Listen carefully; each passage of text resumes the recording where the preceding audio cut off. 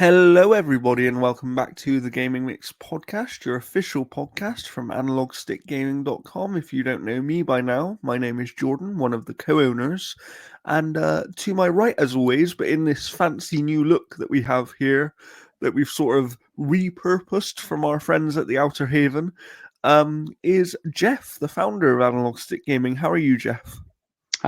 Doing pretty good. Painkillers are almost working, so we're almost there.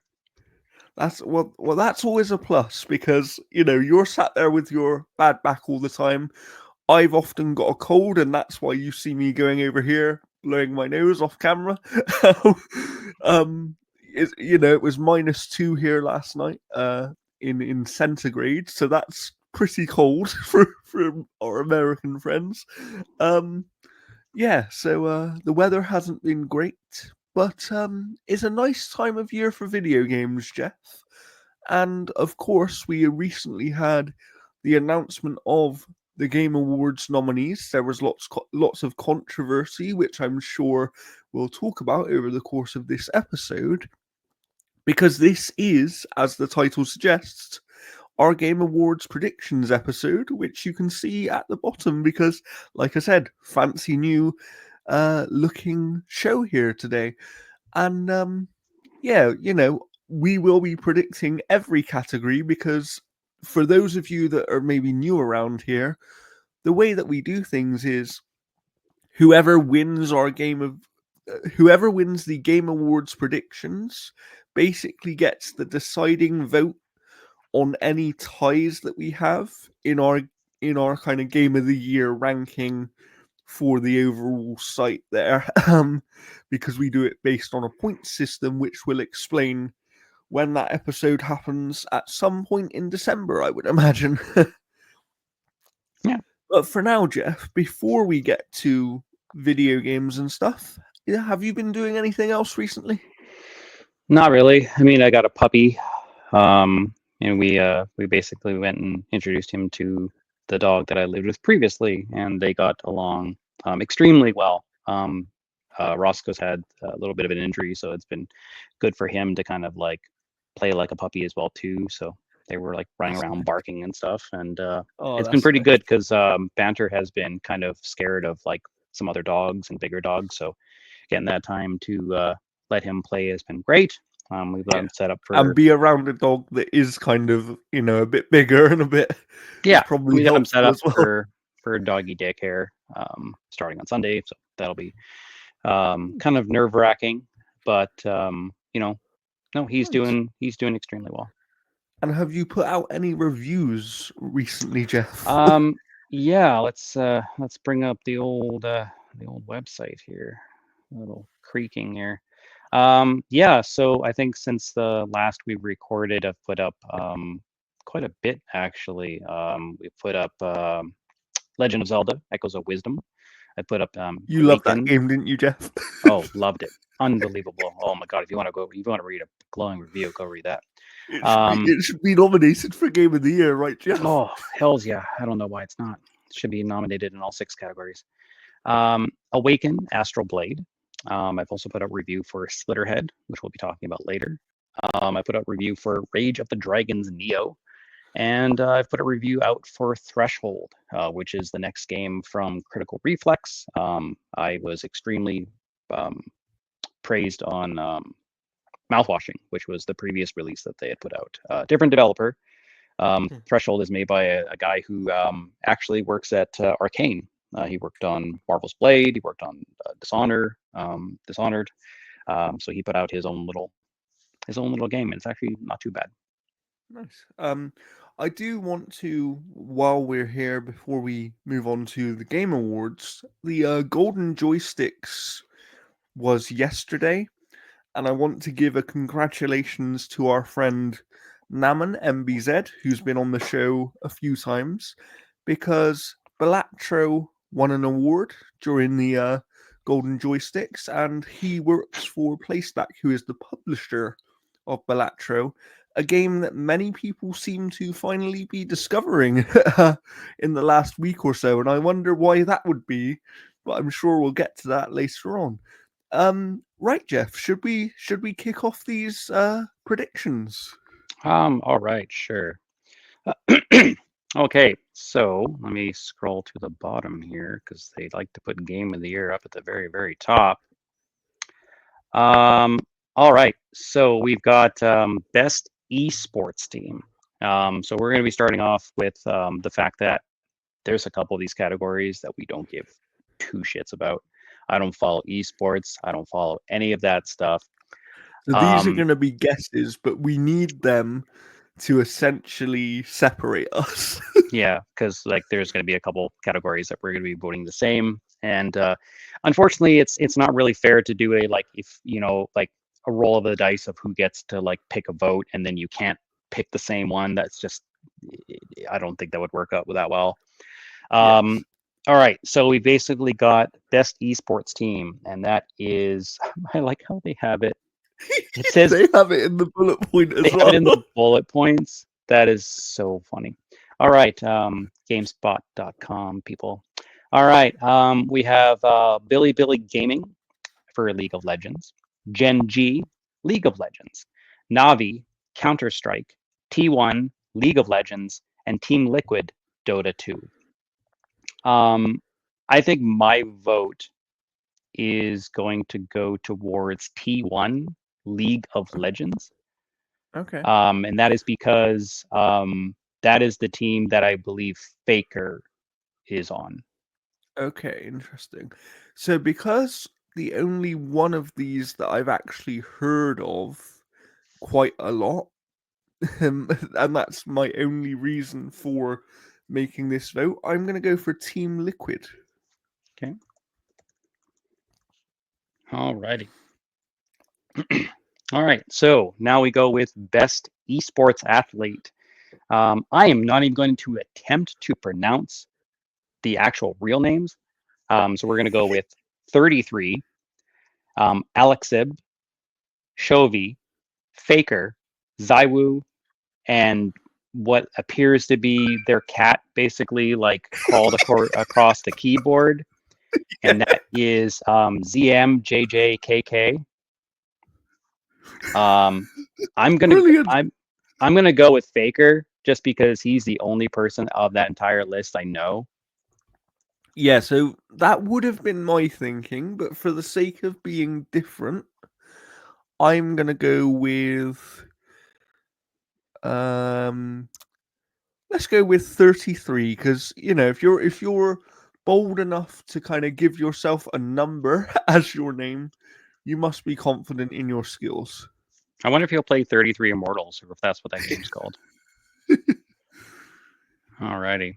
All right, we're moving on to the next one here, and that is best esports game prediction. The nominees are Counter Strike 2, Dota 2, League of Legends, Mobile Legends Bang Bang, and Valorant. What do you got? Sorry, what a name of a video game. No Legends Bang Bang. Bang Bang. Maybe they're a fan of Cactus Jack. Um, I'm gonna say just because it's also came to consoles this year, I'm gonna go for Valorant. Okay, I'll toss you down on for Valorant here. Um, I am going to go for Counter Strike 2. Um, it's been kind of building up a little bit as well too. Um, Yeah. like it continues to kind of be kind of like a very kind of premier esports experience as well.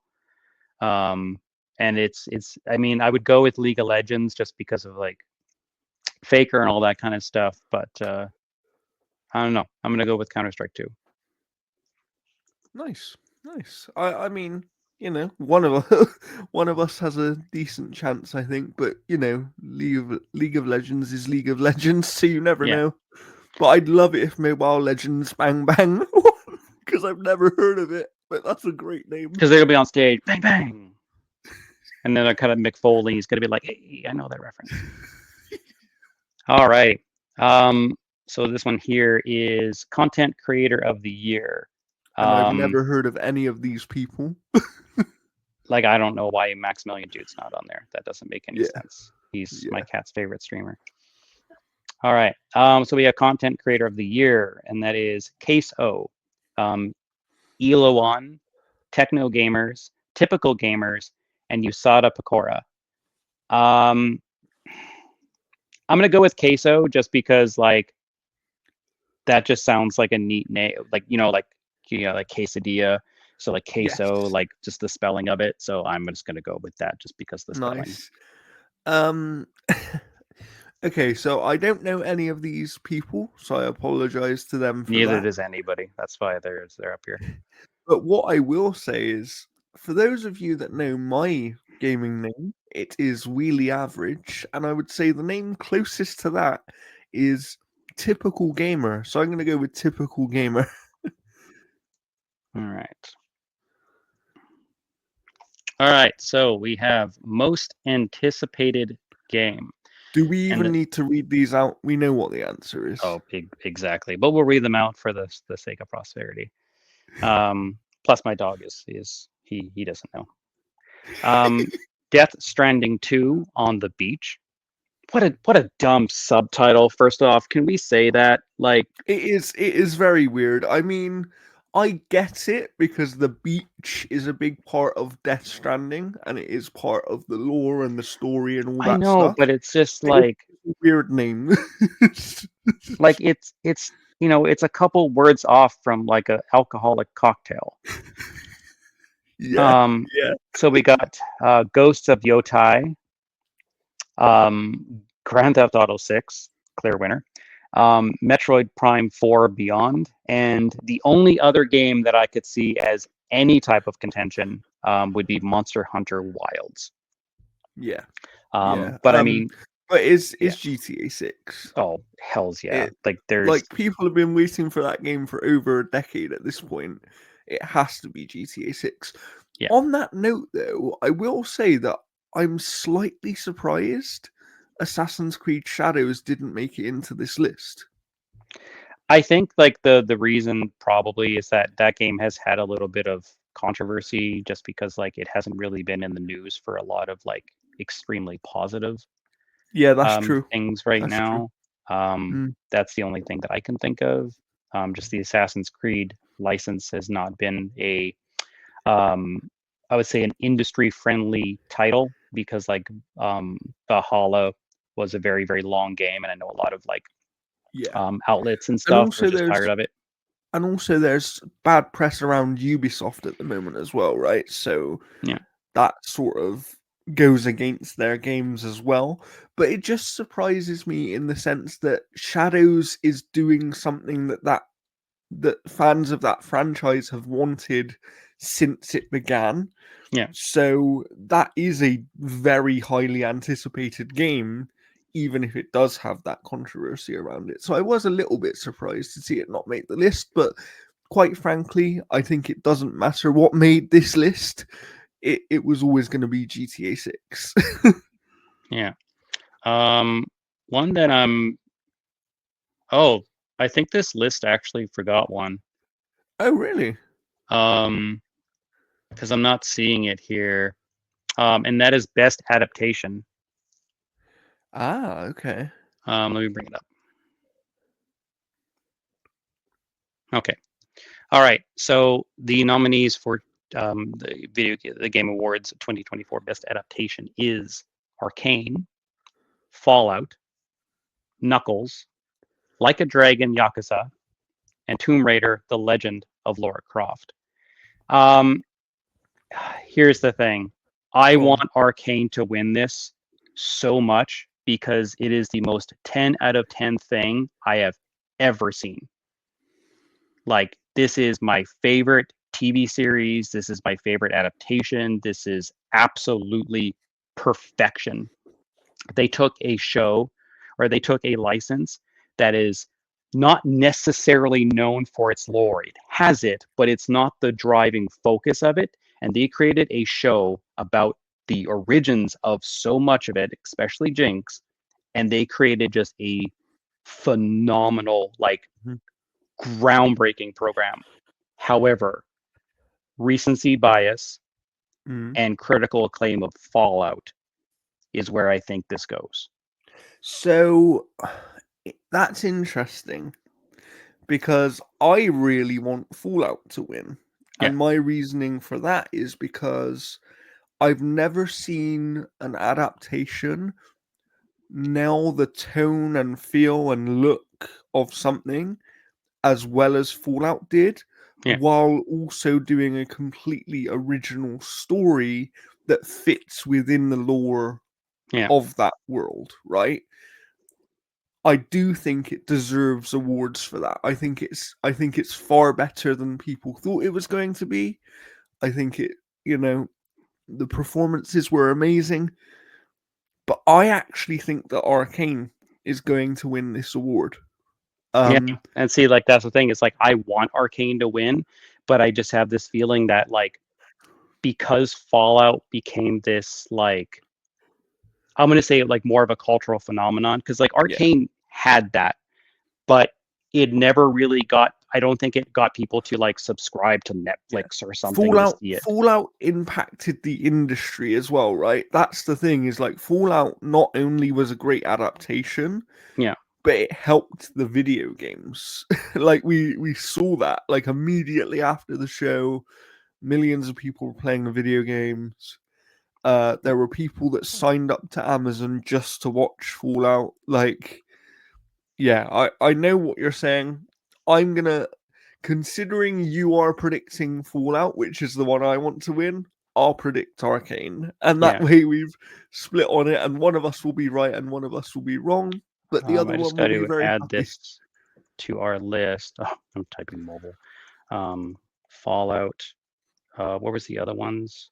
There was Tomb Yakuza, Raider, Lara The Croft, yeah. Legend of Lara Croft. It's not on my list here. Yakuza, and then there was another one that was what was it? Knuckles. What a carpet show. Well, they're like, yeah, let's have it about Knuckles, and then it ends up being about some guy with daddy issues. So we have Jordan, and then we have Jeff. Nice. All right, so let me What do we pull have up those. next? Provided this list is accurate, we have best multiplayer game. The nominees are Call of Duty Black Ops 6, Helldivers 2, Super Mario Party Jamboree, Tekken 8, and Warhammer 40K Space Marine 2. Okay. Now, I definitely want Warhammer 40K Space Marine 2 to win out of this entire list of what I've played. Hmm. Um, it I has don't been think a it will though. it has been a phenomenal multiplayer experience. However, throughout the course of the year, despite the community constantly being at odds with every single update, um, I think Helldivers 2 takes this. And I think this Hmm. might be one of the I don't think it'll be the only award it wins, but I think this one is the clear winner for it because like Yeah. I know people who like love Mario Party, Yeah. but Jamboree just wasn't like their favorite Mario Party. Yeah. Yeah. So I'm with you. I do think I'm also gonna predict Helldivers 2 to win here. If it doesn't win, I think Black Ops 6 actually wins. And the reason I say that is because history shows us with these awards that they often come down to kind of the people judging them who has played what, and more people would have played Call of Duty due to Game Pass and other things than they might have. Like, there's lots of people who are voting on these awards that wouldn't have played Tekken 8, for example, or wouldn't have played Space Marine 2, right? Um, so I actually think that Helldivers 2 is probably the winner, but the second most likely is Black Ops 6. All right, moving on to this guy. So we've got best sports slash racing. And in typical fashion, there's no racing in this entire category. So we I got mean, there is one F1. racing game. Well, there's no racing game in the nominees here. F1's a racing game. Is it? Oh, right. Yeah. Sorry. I'm thinking. Yeah. Okay. So we got F124. We got, this is where I got confused because FC F1, Oh yeah. FC 25, NBA 2K25, Topspin 2K25, and WWE 2K24. I want to point out here before we make our predictions, Yeah. this is the first time since 2018 that a WWE game has actually been nominated in this category. And I mean, there's no like Forza or anything like that as well, too. Yeah, yeah. Um, so I'm going to go with EA Sports FC 25.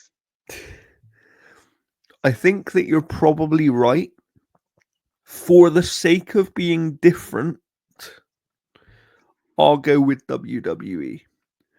And the only reason I say WWE is because it hasn't been nominated since 2018, and I've seen a lot of content creators and media outlets playing it and covering it a lot more than they would have in previous years.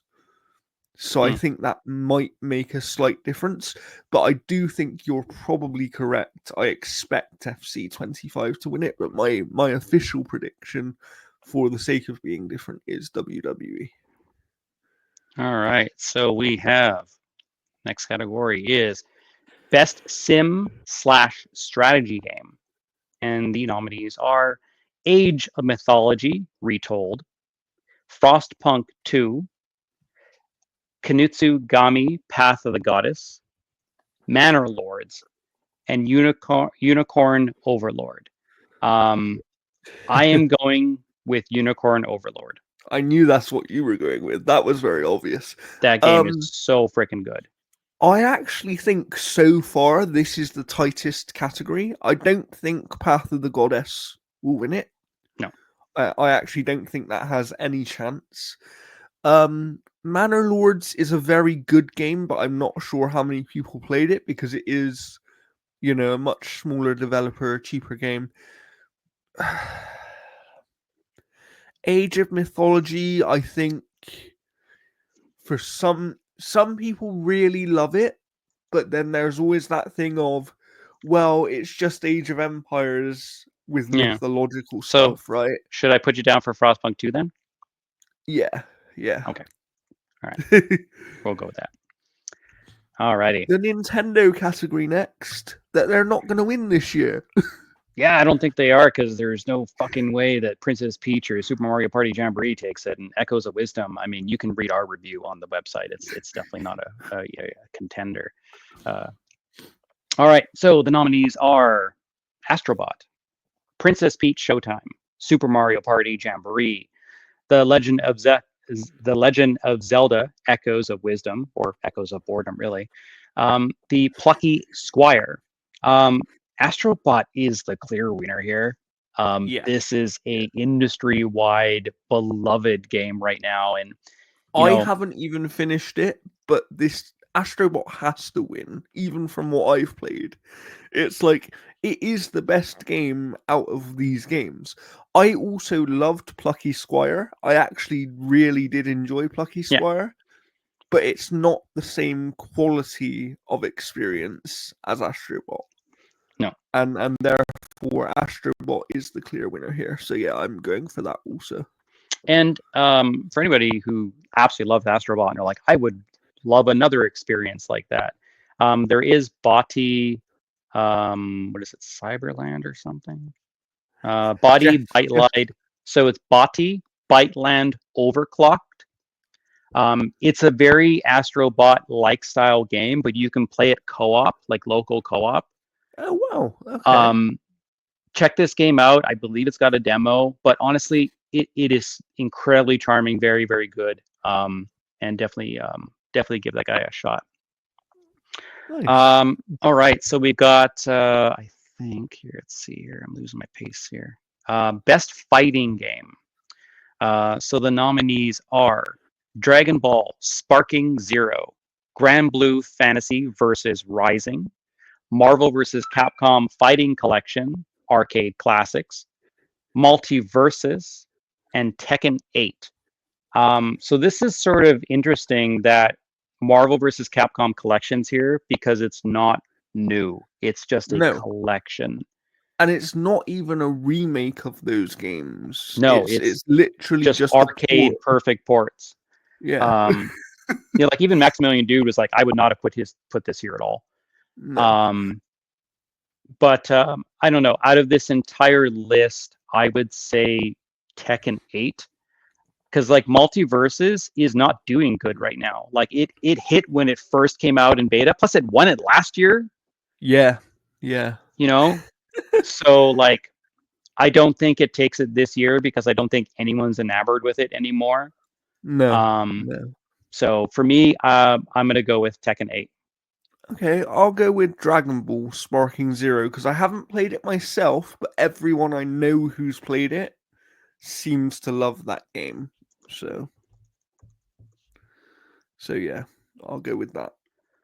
Okay, all right. Best RPG, and the nominees are Dragon Age Veilguard, Dragon Age Veilguard, Dragon Age Veilguard, Dragon Age Veilguard, and Dragon Age Veilguard. It's not even nominated. So the nominees, the actual nominees, are Dragon's Dogma 2, Elden Ring, Shadow of the Erdtree, Final Fantasy VII Rebirth, Like a Dragon, Infinite Wealth, and Metaphor ReFantasio. This Honestly, category makes me sad. I think Dragon Age Veilguard should have been here instead of Dragon's Dogma 2. I'd agree with that based on what I've Um, played of Dragon Age. yeah. Yeah, like this is a tough one because for me, it is between three of them. I don't think Like a Dragon, Infinite Wealth, or Dragon's Dogma 2 wins this. Hmm. I think this is honestly between Elden Ring, Shadow of the Erdtree, Final Fantasy Yeah, VII Rebirth, and Metaphor ReFantasio. I'd agree with that. As much as based on what I've played of each of them, Infinite Wealth is my favorite game Yeah, of these. Um, I do think, in terms of overall quality, if I was to rank it as which one of these is the best, Infinite Wealth is probably fourth out of the five of these nominees, so it yeah. doesn't quite get into that See, I've category. I've put a review out for four of these, and I've played about a third of Infinite Wealth, as far as I know. Mm. Um, See, like for me, that I like again, Elden Ring, Final Fantasy VII, and Metaphor, I think are the games that are going to win the most this year out of this entire list. Um, I still think like I'm pretty sure that Elden Ring, Shadow of the Erdtree takes this. Um, but I think I am going to go. I think I'm going to go with Metaphor ReFantasio, and that's just because this team has been essentially building like this is a fresh new team based off of people that came from Persona 5 and Persona Yes. 5 Royal. They created a whole new team and they created a whole new game, and it somehow still captured everything that people love about Persona while still breaking free of a lot of what they were just constantly putting on repeat. Yeah. Um, so I'm gonna go with Metaphor ReFantasio. Uh, I mean, I haven't finished Rebirth, but there's a reason for that. And I haven't finished ReFantasio either, but that's just because review season has been crazy. I would have finished it otherwise. I did enough to do my review, and I had to immediately move on to the next review, unfortunately. Um, but yeah, I the reason I didn't finish Rebirth is I actually don't think Rebirth is that good of a game. Hmm. And I know that I'm in the minority on that, but I do think Rebirth has significant issues. So I'm gonna go with Shadow of the Erdtree. Okay. to win Yeah, this like one. I think you're gonna win this one, but I'm just going with Metaphor because I don't think Metaphor takes Game of the Year, but I think it takes Best RPG just because that'll be the category that I think it gets its flowers in. That's fair. All right, so we're gonna go with what are we on here? Dun, dun, dun. Scroll up. Best Action Adventure Game. All right, so the nominees are Astrobot, Prince of Persia: The Lost Crown, Silent Hill 2, Star Wars Outlaws, and The Legend of Zelda: Echoes of Wisdom. I So I know honestly what I think should win.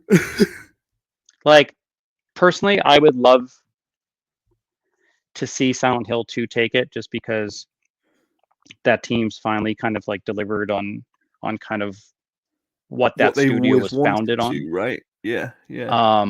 Because again, like it's the only nomination Silent Hill 2 I think has. No, it's got a voice acting one. But I don't know. I think Astrobot cleans up here.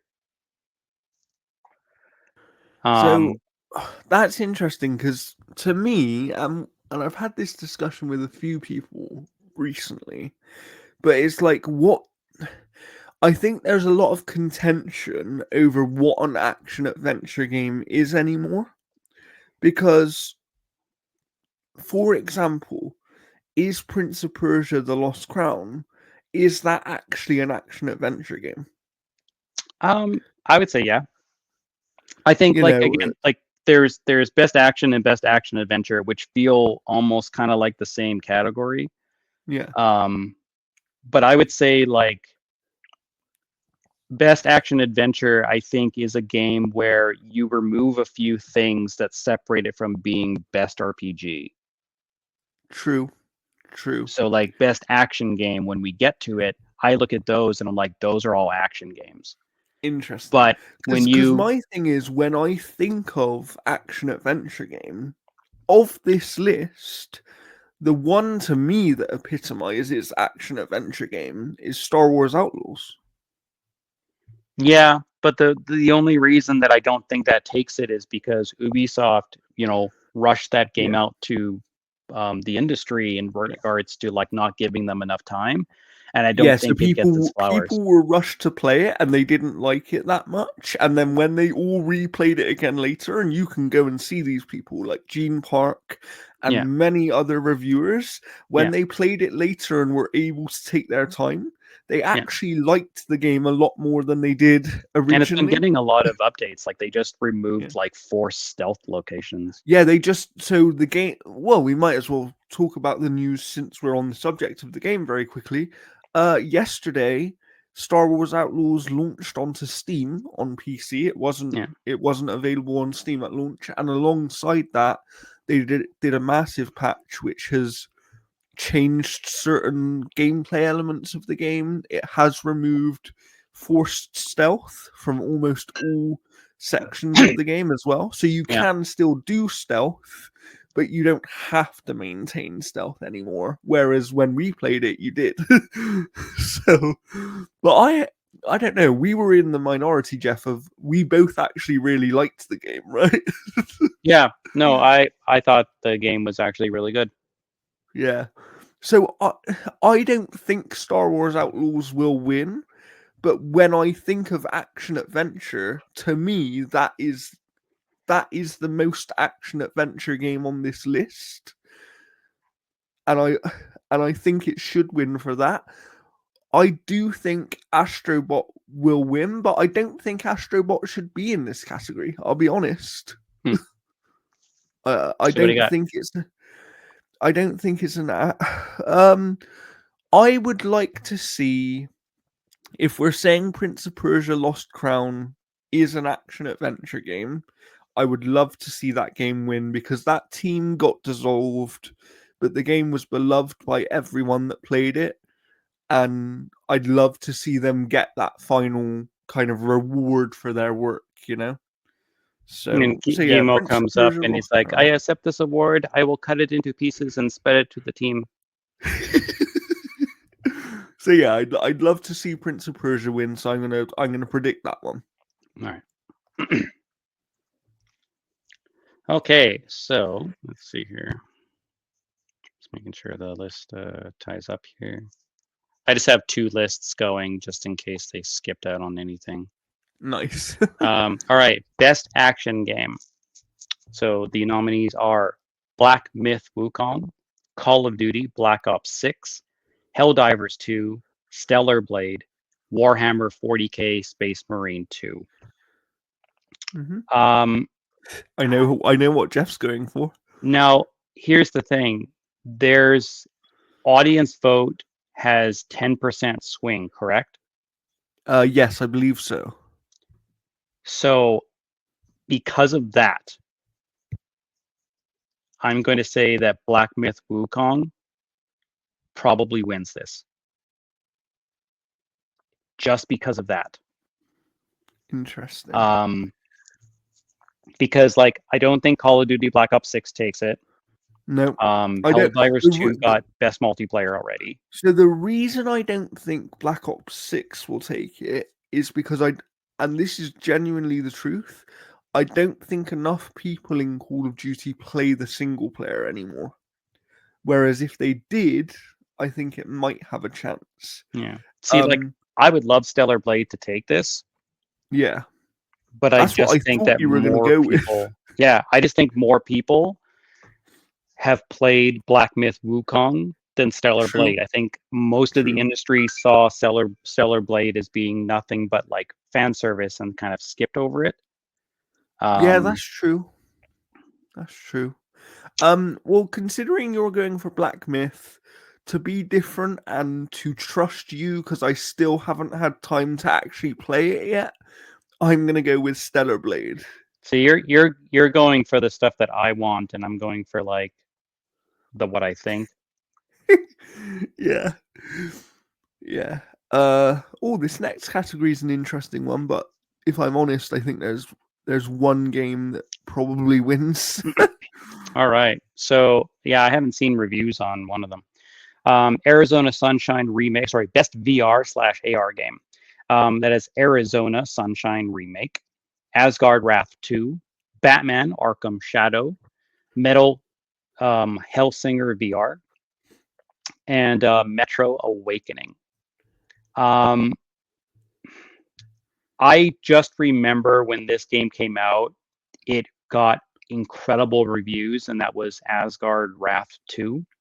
Yes, Um, Batman Arkham Shadow, I could see probably taking it as well, but I'm gonna go Asgard Wrath 2.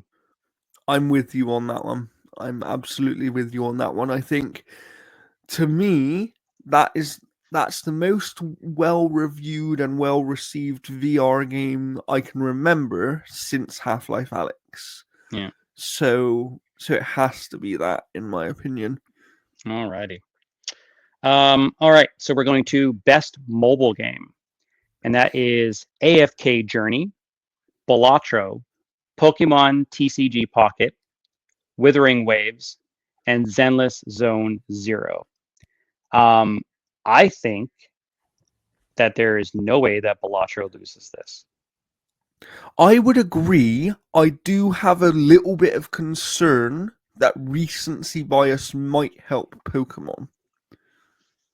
Yeah, but for me, it's like I don't see Pokemon trading card game No. taking it. Like I don't know. Like I'm with you. I think Balatro should win. I think it probably will win. I haven't heard of AFK Journey. I haven't heard of Wuthering Waves either. Zenless Zone Zero, um, I believe was out on other hardware before and then just ported to PS5.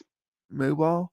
So, so yeah, I'm gonna say Balatro. But if people are, if people want to be finicky about it, and they go more for a game that was designed for mobile first, I think Pokemon has a chance. But yeah, Yeah, I'm gonna I go mean with Balatro's on Balatro. mobile, so they'll take it that way. True. All right, we are getting into the actual big awards, the stuff that I Things don't that think we is going to actually be. care about. All right, so we got best debut indie game. The nominees are Animal Well, Balatro, Manor Lords, Pacific Drive, and The Plucky Squire. Um, I honestly think Balatro wins this as well. So I do, and Animal I Well, agree very with close. you. Animal Well could. Yeah, Animal Well could. Pacific Drive I haven't played.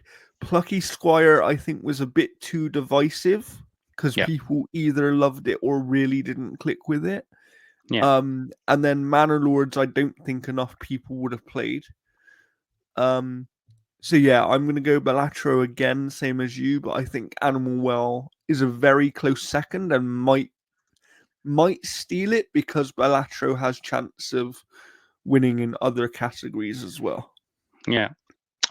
Speaking of the other category and where we could probably swap, best independent game, and that is Animal Well, Balatro, Lorelei and the Laser Eyes, Neva, and UFO 50. Um, What are you I going for? think I think honestly that Balatro could take best debut indie game, but I think that best independent game might go towards either Animal Well or UFO 50. Interesting. Okay. Um, you Interesting. know what? I'm going to go with just to be different from the other categories. I'm going to go Animal Well for best independent game. You're not going to go for Never. No, I don't think Neva's going to take this one. I think that it could take the art direction one maybe, Mm, okay, interesting. but I'm gonna I think Animal stick Well. with Balatro for me. Okay. This next one always makes me laugh. Oh, listen. All right. So we got best community support. Yeah, this one's a little weird. So we got the nominees are Baldur's Gate 3, Final Fantasy 14, Fortnite, Helldivers 2, and No Man's Sky. Now, I honestly think that Helldivers 2 takes this, but the thing that I find so funny is the community has been like, this update sucks. Yeah, yeah. Do you not think there's a chance that Baldur's Gate 3 wins this one? I think Baldur's Gate 3 is out of the public conscious right now. Like, I don't think it True, is like, true. because like, I don't know, like I think it had its moment last year, and I think it's kind of like, I mean, they've added the mod support or something like that. Yeah. Um, but What about Final Fantasy? I don't know, like I haven't really had or heard anybody talking about Final Fantasy this year too much. Okay. Um, I don't know, I think Helldivers still takes it.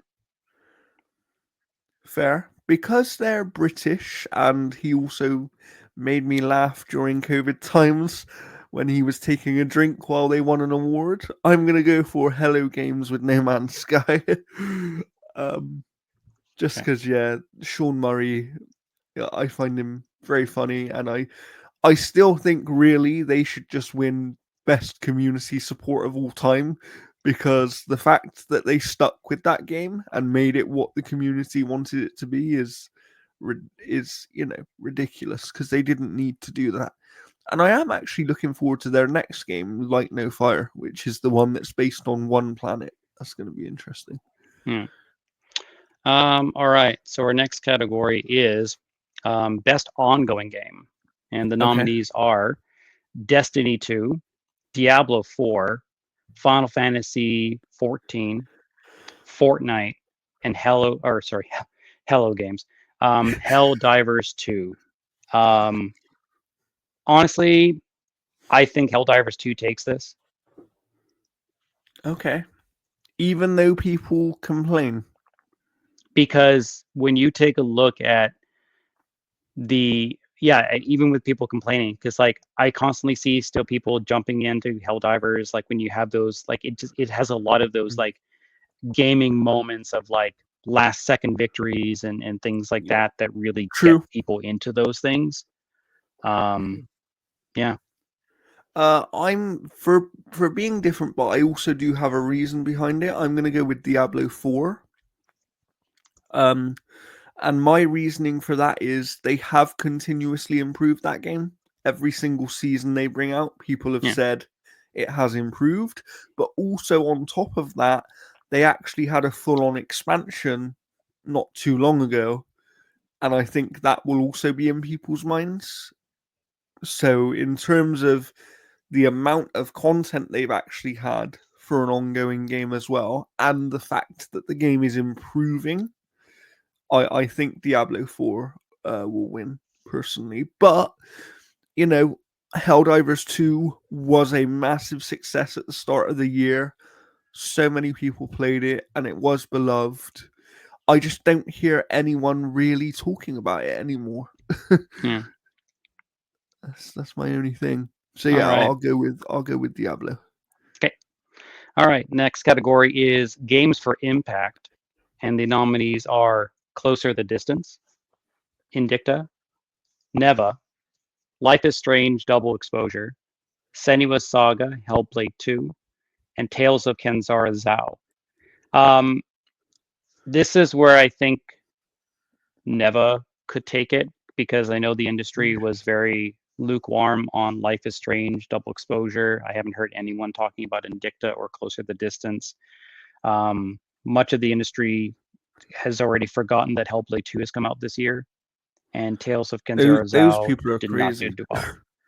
Um, Um, I think this category is a little bit different because people do, at least from the people I've spoke to that have voted on the Game Awards before, people tend to treat games for impact slightly differently in the sense of they think about what the game is doing and what the message behind the game is. Um, and because of that, I would look. I'd love to see Hellblade 2 win because I loved the game, and I actually think it did do some really interesting things with its storytelling. However, because of the subject matter, I actually think Tales of Kenzera Zhao will win here because the whole story is about grief and dealing with grief. And I think that will really connect with people. So even though the game didn't light the world on fire, I do think it has a strong chance of winning the games for Impact Award. all right. Okay. The next one is Innovation in Accessibility. And the nominees are Call of Duty Black Ops 6, Diablo 4, Dragon Age The Veilguard, Prince of Persia The Lost Crown, and Star Wars Outlaws. Mhm. Um, you know what? For the Go on. absolute sake of it, I'm going to put Dragon Age The Veilguard Okay. because like I just want that game to fucking win I something. mean, I will say their accessibility certainly isn't bad. Yeah. I don't know why Black Ops 6 is on this list because I don't. They have some accessibility, don't get me wrong, but they have what I would call the bare minimum, personally. Diablo 4, I haven't played recently enough to comment on its accessibility because it's clearly improved things accessibility wise to be nominated for Yeah. this. Um, but I have played the other two games, the two Ubisoft games, and I'm actually going to say that Star Wars Outlaws has the best accessibility just because Ubisoft do a really good job. They always have, like, with you being able to move UI elements and change color of different things and Yeah. like edit the subtitles, all this sort of stuff. So I'm going to say Star Wars Outlaws will win for accessibility. Okay. Next one is Best Performance, and that is Final Fantasy VII Rebirth, Brianna White, Life is Strange, Double Exposure, Hannah Tell, Silent Hill 2, Luke Roberts, Star Wars Outlaws, Humberly Humberly, yeah. Gonzalez, and Mhm. Senua's Saga Hellblade 2, Melina Jurgens. Um, Honestly, I think Melina Jurgens should take this. I think I her agree. performance is just as good as it was in the first game. And if If not better. I don't think it is better solely because there's a rawness to her first performance that Yeah, that's true. kind of like makes it less manufactured. But the, What I really enjoyed about the performance in Hellblade 2 was the level of emotion and kind of what she was able to convey in the scenes where she wasn't even saying anything. yeah, see, the one of the reasons why I don't think it's as good as the first game is because she's also got a supporting cast that she has to work around. So the That's focus true. of the game isn't generally just around her in a lot of That's ways. that's a good point actually, yeah. That's a good point. Um, I I think Either she's way, gonna I do win. think she should win though. Yeah, because I don't think Hannah Tell, I don't think Luke Roberts, and I don't think Humberly wins. Um, No. I think Brianna White could take it, just because her performance as Aerith was just incredibly good in this game. But I think Melina Jurgens takes it again. Yeah. Ooh. All right, So up next. let's see here. Sorry, I'm just bolding the stuff here. Um, all right, so best audio design. The nominees are Astrobot, Call of Duty, Black Ops 6, Final Fantasy VII Rebirth, Silent Hill 2, and Senua's Saga Hellblade 2. So Hellblade obviously has the binaural audio, and I Yeah. think that that is a given with what that game was going to do. I think Black Ops 6 has probably some of the best gun sounds, but that is again typical of what we expect from that stuff. Final Yeah. Fantasy VII Rebirth, I think, has great audio for what it is, but I don't think it's a standout. Hmm. Silent Hill 2 has good audio to create the atmospheric thing, but if there's one game that people were probably not expecting to have good audio, would be Astrobot. So Yeah. I think Astrobot takes that because like you get a lot of stuff coming from the controller, you get a lot of stuff Yeah. coming from the haptic feedback. Mhm. Um, I mean, I think that's a very compelling argument, and I can definitely see it.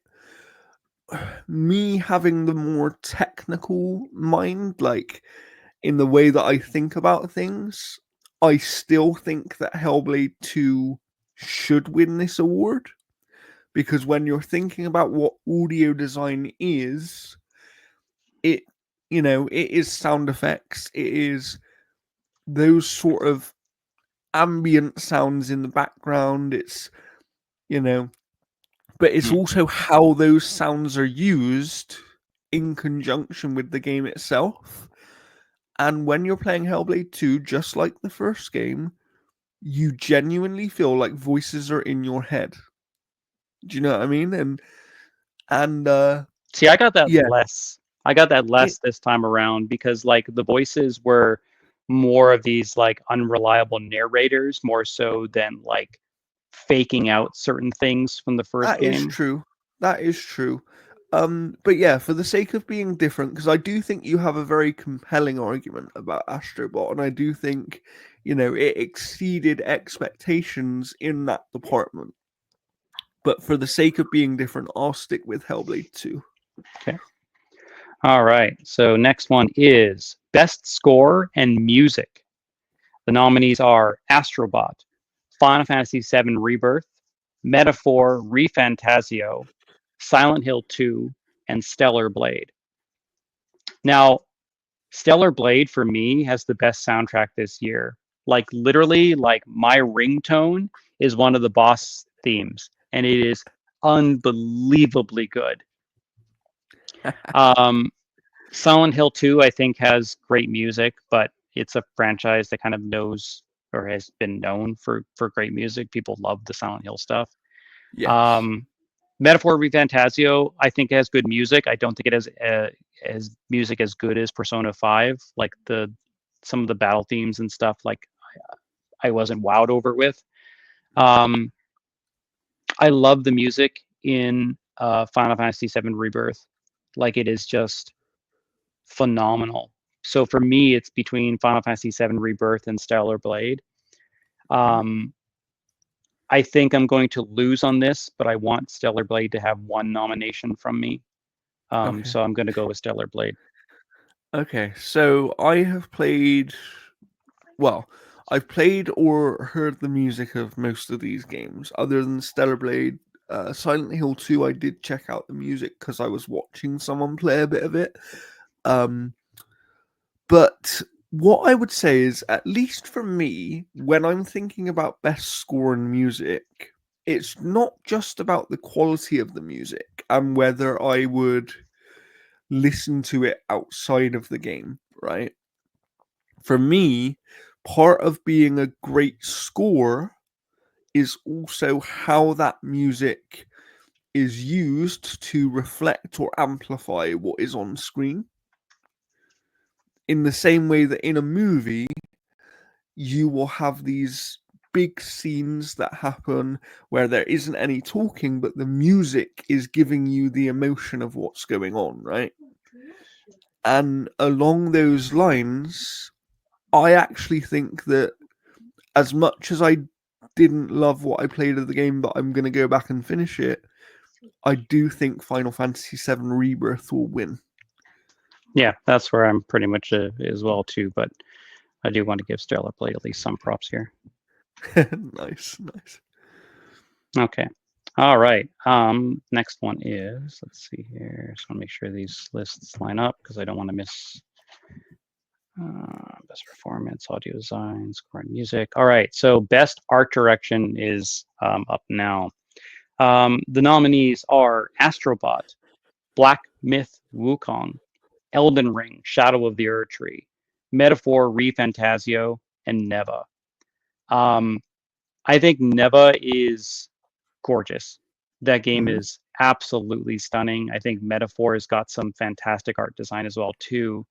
Yeah. But there are moments in Elden Ring Shadow of the Ur Tree where you just stop and you look around and it's just as impressive, if not more impressive than the base Elden Ring game. And like Mm-hmm. when you walk into that area and it's just nothing but blue flowers and stuff, it is Yeah, gorgeous. that made, yeah.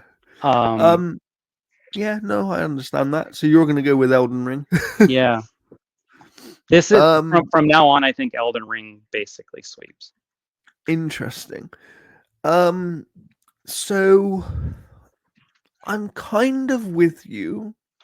However, I think that Black Myth Wukong might have a really strong chance here See, because yeah, go ahead. go on, go on. What were you gonna say? The only reason that I don't think Black Myth Wukong takes this is because it doesn't look any different than any other type of game that is set in that type of environment.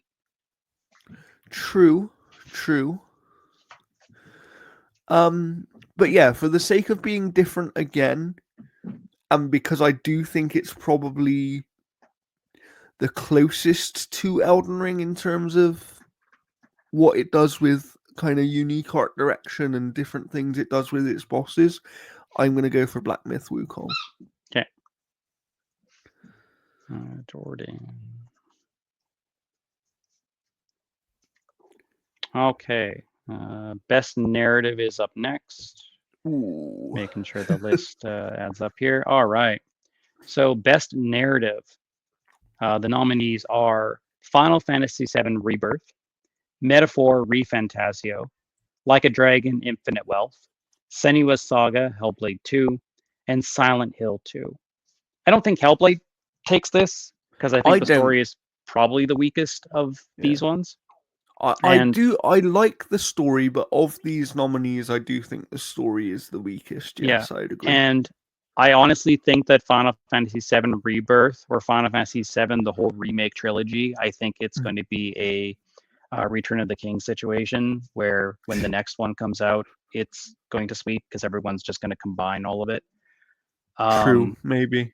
like I don't know, like for I, me, I haven't finished Metaphor, so I can't speak on that yeah, one yet, and I haven't finished Rebirth. I know the Silent Hill 2 story because, as far as I'm aware, that hasn't actually changed from the original.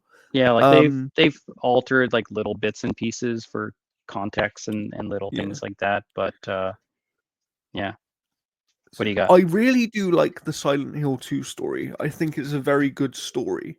Yeah. Um, like I said, I can't speak to Metaphor because I haven't finished it, but I was really in. What I would say is, I actually think the story is very strong in that game from what Hmm. I've played. Rebirth is Rebirth, it's going to capture people because that story is something that's already been told, but with some differences. For me, my favorite narrative out of all of these is Infinite Wealth.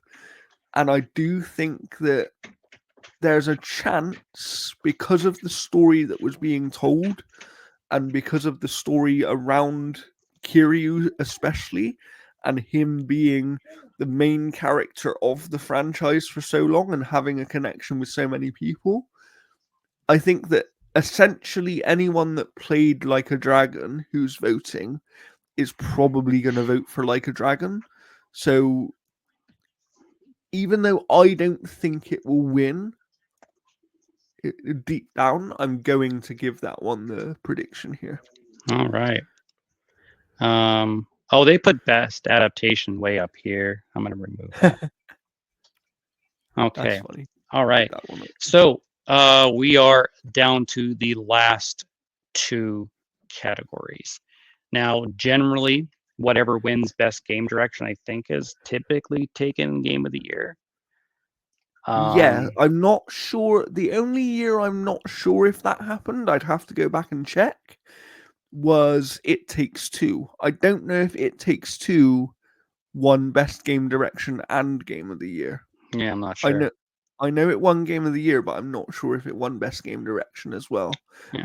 But typically you are correct that usually the same game wins both of these. So these last two categories are interesting because there are 6 nominees and not 5. So we've got an extra game in here as well too. So let's get into best game direction. And the nominees are Astrobot, Balatro, Black Myth Wukong, Elden Ring, Shadow of the Erd Tree, Final Fantasy VII Rebirth, and Metaphor ReFantasio. All right. So um, I honestly think that I'm going to go again with Elden Ring, Shadow of the Erd Tree, because Elden Ring was a cultural phenomenon. It was so beloved, and honestly, if this Sony predicted, if this Sony sale goes through, it's going to absolutely destroy FromSoft, Yeah. because of they're trying to buy the parent company. But Yes. Elden Ring, Shadow of the Erd Tree kind of did the impossible. They created this massive expansion, which I feel is as much of a game as anything else, Could have been its own game. and they did it again. Yeah. Like they just created another Elden Ring that Yeah. was like just as good, if not better, in some instances. And yeah, like they absolutely did it again.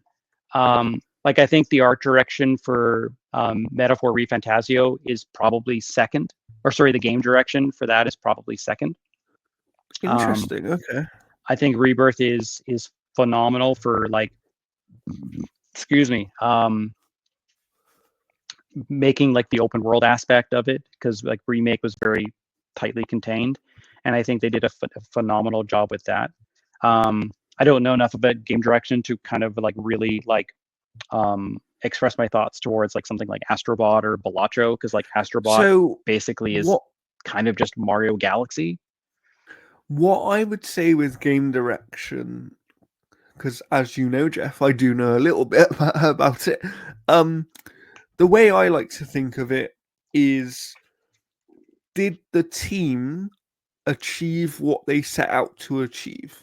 Right? Like, did they have a clear vision for what the game was? Is the game presented in a clear vision?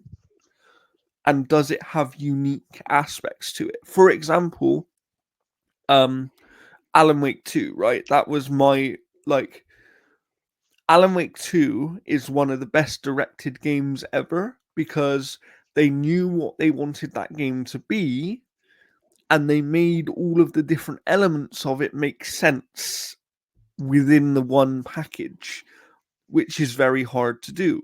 We have banter over here now on the podcast.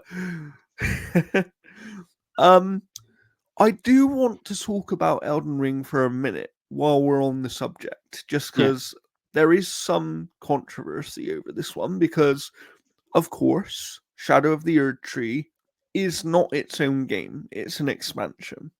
yeah, And while I do think that when you're looking at awards, if you're nominating purely based on quality of the experience, Shadow of the Erd Tree deserved to be nominated for all of these awards.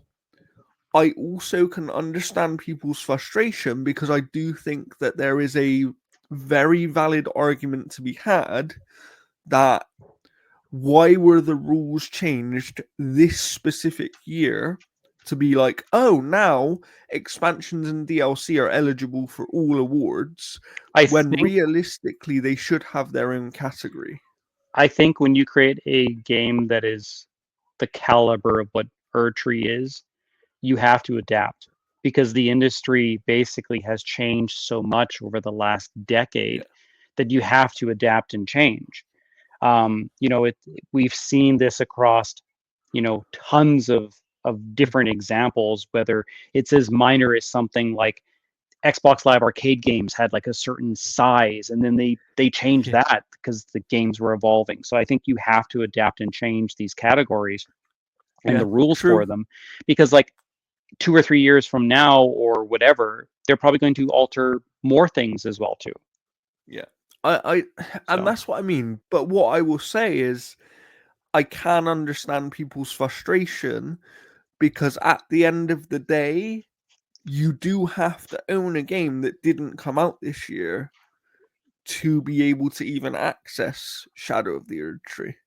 yeah, no, Um, again, I can see the argument, but for me, it's like this industry is rapidly changing, yeah. and when you create a game that is as expansive as Mhm. what Shadow of the Erd Tree is, like this And isn't the like a truth costume and the pack. truth is as well, we have seen in the past conversations about how certain ongoing games should probably have been nominated for Game of the Year in certain years and things like that.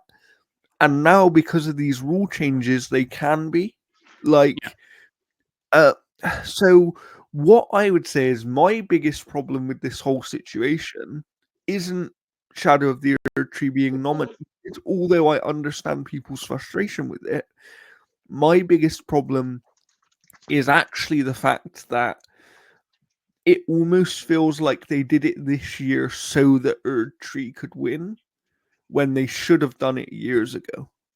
yeah, but you have to have a compelling reason to make a rule change, and then it just looks as convenient as it is because they still have to make a rule change.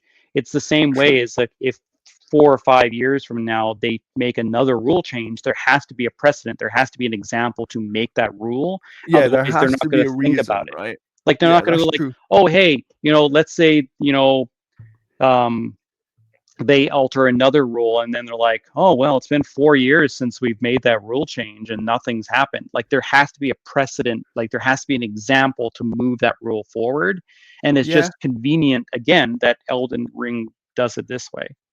that's true. That's very true. That is very true for sure. In terms of best game direction, going back to that, you've obviously gone for Elden Ring. Yeah, I think that you're probably right because, I mean, it's fantastic. I only played it recently. Um, as you know, I went on a bit of an Elden Ring craze over the summer this year. Um, and I love it. Like you discussed, it basically could have been its own game, and that's almost the most frustrating point. Is if they had made this available as a standalone purchase as well, I think this entire conversation would go away.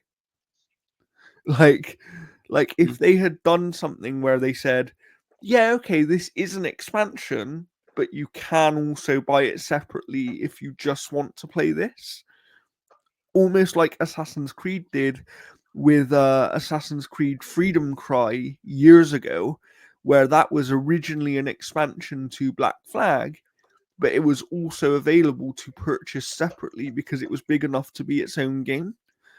Um, I think if they had done that, this whole conversation would be different. Do I want to go the same?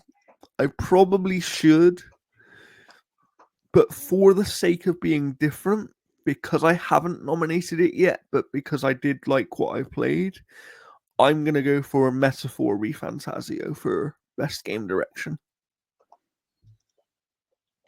All right.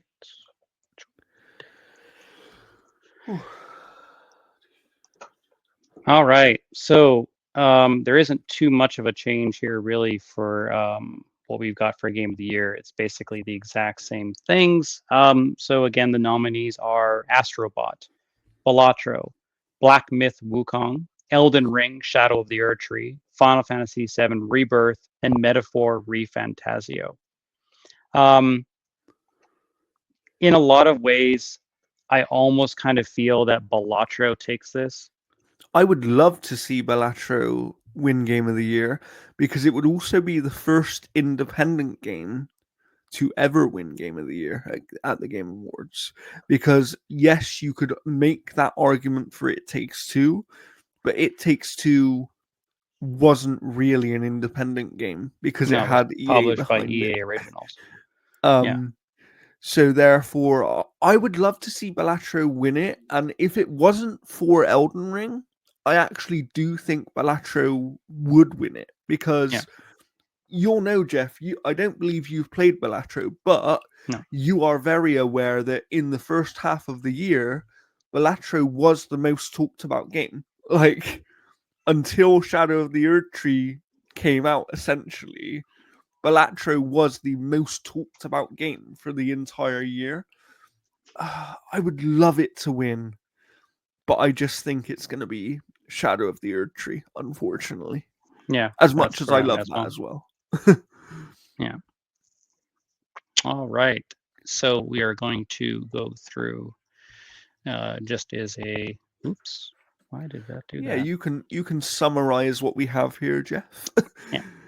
All right, I'm going to start from the bottom here. All right. So best esports team, I voted on T1. Jordan voted on Team Liquid. Best esports athlete, Jordan voted on 33. I voted on Faker. Best esports game, I voted on Counter Strike 2. Jordan chose Valorant. Content creator of the year, I went with Queso. Jordan went with Typical Gamer. Most anticipated game, we basically shared the solution that it would be Grand Theft Auto 6. Best adaptation, I went with Fallout. Jordan went with Arcane. I do hope Arcane wins it. Um, best multiplayer, we both went with Helldivers 2. Best sports slash racing, I went with EA Sports FC25. Jordan went with WWE 2K24. Best sim and strategy game, I went with Unicorn Overlord. Jordan chose Frostpunk 2. Best family game, we both chose Astrobot. Best fighting, I went with Tekken 8. Jordan went with Dragon Ball Sparking Zero. Best RPG, I went with Metaphor ReFantasio. Jordan chose Elden Ring Shadow of the Erdtree. Best action adventure game, Jordan chose Prince of Persia The Lost Crown. I went with Astrobot. Best action game, Jordan went with Stellar Blade. I went with Black Myth Wukong. Best VR game, we both chose Asgard Wrath 2. Best mobile game, we both chose Balatro. Best independent debut game went to Balatro for myself and Jordan. Best independent game, I went with Animal Well. Jordan stuck with Balatro. Best community sport, Jordan went with No Man's Sky. I went with Helldivers 2. Best ongoing game, Jordan went with Diablo 4. I went with Helldivers 2. Games for Impact, I went for Neva. Jordan chose Tales of Kenzera Zao. Innovation and accessibility, I went with Dragon Age the Veilguard. Jordan chose Star Wars Outlaws. Best performance, we both chose Melina Jurgens from Senua's Saga Hellblade 2. Best audio design, I went with Astrobot. Jordan chose Senua's Saga Hellblade 2. Best score and music, I chose Stellar Blade because it's on my phone. That's major votes. Final Fantasy VII Rebirth with Jordan. Best art direction, I went with Elden Ring Shadow of the Erdtree. Jordan chose Black Myth Wukong. Best narrative, I went with Metaphor ReFantasio. Jordan chose Like a Dragon Infinite Wealth. Best game direction, I went with Elden Ring Shadow of the Erdtree. Jordan chose Metaphor ReFantasio. And for game of the year, we both have chosen Elden Ring Shadow of the Erdtree. Yes. Yeah, we're actually more different on more categories this year than we were last year. Yeah, So and also you went with a lot of the stuff that I would have just gut punched with Stellar Blades and Arcanes and stuff like that. Like so again, maybe like I hope I so it's basically coming down, Jeff, to was your head or your gut right? pretty much. Essentially. Um I really enjoyed that though. Obviously, let us know what your predictions are below because we'd love to hear those as well. And now we're going to talk a bit, I guess, about what we've been playing to finish off the episode. I'll go first because I think you've played a bit more than me, Jeff. Yeah. Um, so, funny story about Dragon Age the Veilguard. We both love the game, or I've at least loved what I've played. I was meant to be reviewing it, but as I explained to Jeff before the show, I am no longer reviewing Dragon Age the Veilguard because I had a really weird technical issue that, based on research, actually hundreds of other people have been having, where on PC, after an hour to 2 hours of playing every single time, the game would basically crash my graphics card. I'd get a certain error which was to do with the graphics card, and it seems to affect Nvidia graphics cards more so than AMD ones, but everybody with Nvidia graphics cards seems to be having this issue, so it is something EA are aware of. But because of this, I didn't want to carry on playing the game and causing damage to my hardware. So therefore, I unfortunately had to stop playing Dragon Age the Veilguard. But yeah, I still very much enjoy that game, and if I can't finish it on PC by the end of the year, I'm going to pick it up on console just to finish it to make sure I can decide where it stands in my top 10. Yeah, you could get it on PS5 Pro and then also have Yes. the haptic feedback kind of responses and stuff too. Yeah, that's true actually. I might well do that. Um Other than that, I've played something I can't talk about yet, but you will hear about next week on the website. And there will also be a video version of that on our good friend the Outer Havens YouTube channel. So you can look out for that as well if you want to see actual gameplay of the thing that it is that I got to play. Um and then I I got two codes to review things on the same day, and it was on the day that these games came out. So firstly, I received a code for Stalker 2, which I have played a bit of, but I haven't played much of yet, so I'm not going to say too much about. But I am now reviewing that for the Outer Haven.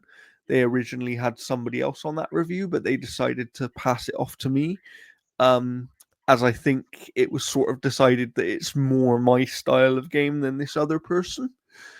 So I'll have that hopefully within the next week or so, all being well, should the game run well.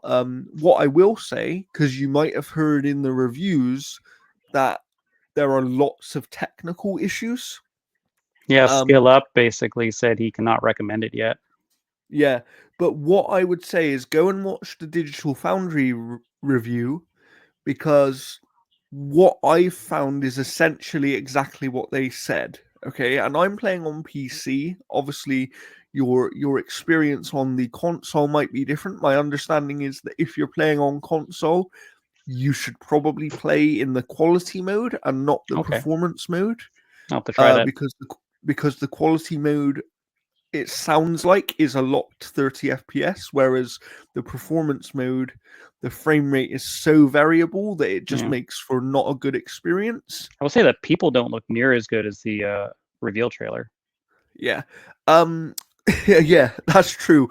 But what I will say is, on the technical issues like bugs and crashes and stuff, Digital Foundry even mention in their video that they delayed their video because the last couple of patches before release made a significant difference, and they Yeah, actually said it themselves. And I've had some bugs, don't get me wrong, but these are like, what I've had is less bugs than a Bethesda game. Do you know what I mean? So if you've managed to play like something like a Bethesda, like some people were talking about this being a cyberpunk type of situation in terms of technically broken, and that is not what this game is. Like no, and like it one one thing I definitely do want to shout out, in case people don't know this, they have made this game in a fucking war zone. They are in the Ukraine, basically. Some of their team members were on the front lines and have died from this war. yeah, So the fact that this game exists even at all is an absolute miracle. yeah, absolutely, So if absolutely. any So team gets a pass on like technical aspects of it, it's yeah. it's this team. Yeah, because also my question would be, how do you even QA a game when you're developing it in that situation? It's basically impossible. Yeah, So let's give them some leeway, let's understand their situation. Yeah, sure, talk about the issues you're having and make them aware, that's fine. Because we want them to make this game the best it can possibly be through patches and stuff. But I do think you need to be aware that most reviewers who reviewed this game had the game finished before the recent patches, because on Monday and Tuesday, which were the 2 days before the launch of the game, they did two patches. Overall, these patches were like 160 gigabytes worth of patches. So they significantly changed aspects of the game. That doesn't mean there are not problems. There's still problems that you will run into, but a lot of the reviews do not represent the game as it is now. So I think that's worth being aware of. Other than that, there is something else that I've tried to play that I have a code for review for us, Jeff. And that is Flight Sim 2024. I was given a code on release day, and I will be reviewing it. But I don't know if you're aware. Essentially, nobody's been able to play this game yet, Jeff. It's really? like, yeah, the you basically just enter a queue and you get stuck in a queue, or you're in the game and it kicks you out. And it's something to do with, because a lot of it is cloud based. Hmm. It seems like they weren't expecting the game to be anywhere near as popular as it has been, and they just don't have the server capacity for the amount of players that are trying to play the game. And it's actually caused their servers to crash a couple of times and like crazy stuff. Yeah, Holy and shit. and they've been working really hard on it. But yeah, there's the reason you don't see many reviews at the moment for that game is because even reviewers are having trouble accessing the game to play it enough to review it. That's so insane. so yeah, but I will have a review for that one as soon as I can actually play it and and tinker around with it and things like that. Yeah. So in terms of what I've been playing, that's pretty much it. What about you, Jeff? Next episode I'll be talking about Stalker because I'm going to put a good chunk in today. I just have to deal with the remnants of a car accident and stuff like that because I hit a deer, so I have to get my car towed, and then I have to God, I go get a forgot that you hit rental. that deer. Yeah, I have to go get a rental and stuff like that. So I'll be the time that I've got today, I'm going to be putting into Stalker, because Nice. like Yeah, the half hour that I've played of it is yeah. I'll extremely good. essentially be playing Stalker all weekend long as well to try and get my review out of the door for that, because I am very aware I can't say what it is, but I am supposed to be getting access to something next week, which I'll be reviewing for Outer Haven. So I want to make sure that I don't have too much on my plate all at one time. Uh, mhm. Oh, um, son of a bitch. Okay. so yeah, so I'm kind of, you know, dealing with that. Like I said, the flight sim one I actually think will be very quick for me to review, because from everything I've seen from people who have been able to play it, it's largely the same as 2020 with some additional content thrown on top. So once I can get in and actually test that stuff for myself, I'll have that review out as quickly as I can. But very much like Jeff just said, I'm sure we'll talk about Stalker 2 a lot on the next episode, because we both would have played a significant chunk of it, I'm sure. Hmm. And there is another game that I will talk about next episode that I can't tell you what it is yet, but Jeff Yeah. knows what that is as well. Yeah, I totally guessed it, and we have definitely said that name countless times today on the podcast. Yep. Alrighty, so I have been playing quite a bit. I'm gonna do a little kind of a brief discussion about some stuff, and then get into the major one. Well, I mean, Um, you have like 25 minutes here, Jeff. So run Perfect. free. Yeah, so we'll start from here. So I played Threshold. So this is like a kind of a psychological horror game from Critical Reflex. It is produced again from one gentleman. I'm going to get his name here. Um, Julian Eviel. He's worked at Arcane. He's worked on Deathloop, Dishonored, Marvel's Played.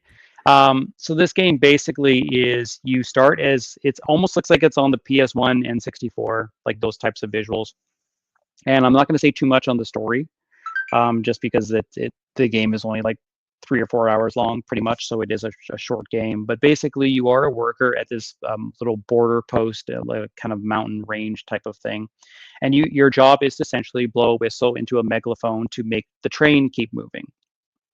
But there's a lot of mystery around kind of what you're doing, and you can't really talk. So basically, when Mo is talking to you, who is your coworker, um, he basically writes on a piece of paper and then hands it to you. And so you basically constantly run out of oxygen from like running around or doing little things. You'll get a bucket and collect white matter to take it into a machine to get a ticket, and that ticket gets you an air canister. And you basically take this glass canister and you bite into it to basically get oxygen, but it also cuts at your mouth. So you constantly see a little icon of your mouth constantly like bleeding. And there's a lot of mystery around kind of what's happening. And it tackles it fairly decently, and then you'll hear a siren. You have to run over to the megaphone and then basically blow into it, and then all of a sudden you just start getting oxygen depraved, and you have to go and get like another canister and bite into it, and then you repeat that loop as you're going. And it's kind of a neat little game. It's the same publisher behind Mouthwashing. So if you've played that game or even seen little bits and pieces, you kind of know what you're getting for. We There's a reviewed it, very so if you haven't, go and read about it. yeah, there's a similar vibe there as well too, but it's not bad. I didn't like it as much as Mouthwashing, but I still think it is an extremely good game. I've also played, so I won't talk too much about like Rage of the Dragons. It's basically just a kind of a port of the 2002 original from that was on the Neo Geo. It's a solid team-based fighting game. It's very difficult. Like for like the last boss is one of the hardest bosses I think I've ever played in a fighting game. Visually, it looks kind of neat. It's got team dynamics. It's basically an unofficial sequel to the Double Dragon fighting game from years past. Um, solid fighting game if you're looking for that kind of thing as well too.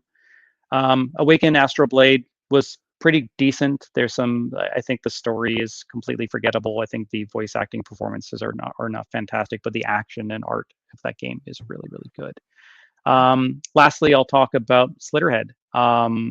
So originally we're going to get code for it. We had some issues with using the code, Yes. and so we've purchased the game to review, which we do sometimes, just because we're not going to get code for everything.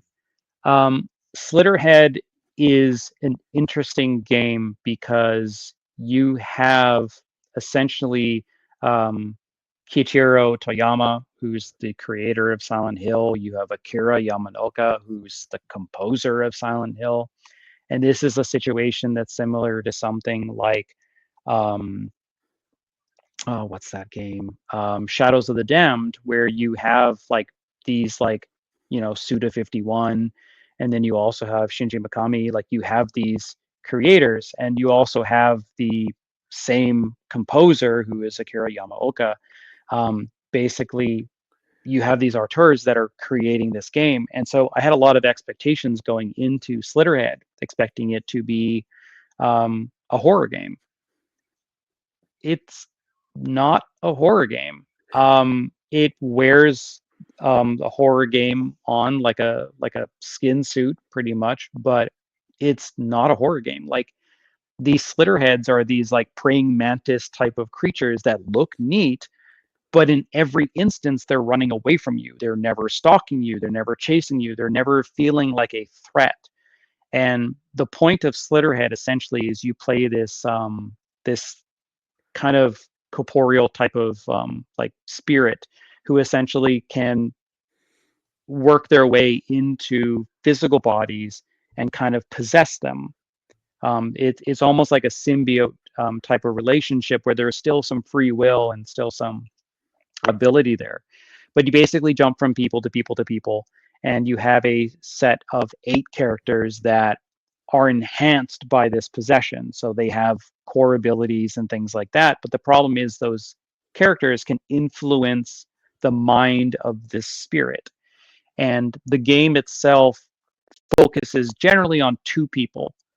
So the other 6 kind of feel like they're just there to create a more diverse cast and give you different abilities, because each character kind of has their own weapon range of what they can kind of work with. And you can upgrade their weapon only twice though, which was sort of weird. I kind of wish there were skill trees or something with the weapon, but there's passive skills that you can unlock.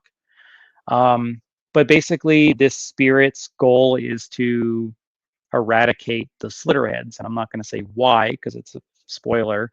But this game it's good. I don't think it's great by any means. Like I gave it, let's see here. I gave it a 6, which for us is just okay. And that's because, like, again, like it's not a horror game. It looks like a horror game. If you watch the trailers, especially the reveal trailer, it looks like a horror game, but it's not scary at all. Like some of the transformations are kind of unnerving when you see the head kind of come up and then it goes like, wiggling with a long neck and then things start going. Like the transformations are kind of cool, but you're essentially just going through and doing the same 4 missions over and over again. It's like we got to kill this slitterhead, and you'll start in some of the same areas. You'll move through the same 4 or 5 environments, and you'll attack the creature that you need to, and then someone comes in. It's like, run! I'll take him, and then you fight them, and then you keep doing that, and then there'll be a chase scene, and then there'll be like a stealth scene, and then you basically fight the monster, and you're doing that same mission over and over and over again. And That sounds very monotonous yeah, and and even yeah, not great.